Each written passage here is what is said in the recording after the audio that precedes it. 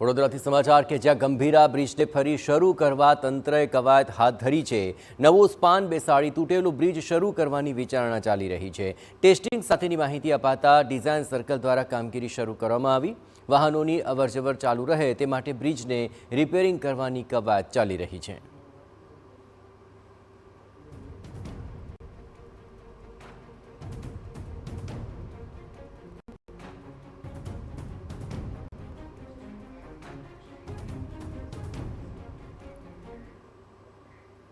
આ ઉપરાંત વડોદરાના આ તૂટેલા ગંભીરા બ્રિજ પર ફરી ગંભીર બેદરકારી ભર્યા દ્રશ્યો પણ સામે આવી રહ્યા છે। તૂટેલા બ્રિજ પર લોકોના અને સહેલાણીઓની જેમ આંટાફેરા જોવા મળી રહ્યા છે। દુર્ઘટના બાદ મહીસાગર નદીનો ગંભીરા બ્રિજ તૂટીને બે ભાગમાં વહેંચાઈ ગયો છે।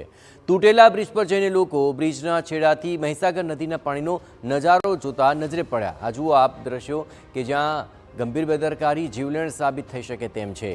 તંત્રે દુર્ઘટનામાંથી જાણે કે કોઈ બોધપાઠ લીધો ન હોય એમ બે રોકટોક રીતે લોકો આ તૂટેલા બ્રિજ પર આંટાફેરા કરી રહ્યા છે। તંત્રની કામગીરી સામે ગંભીર સવાલ ઉઠી રહ્યા છે। સૌથી પહેલો સવાલ તો એ છે કે દુર્ઘટનાગ્રસ્ત ગંભીરા બ્રિજ પર લોકો પહોંચ્યા કેવી રીતે?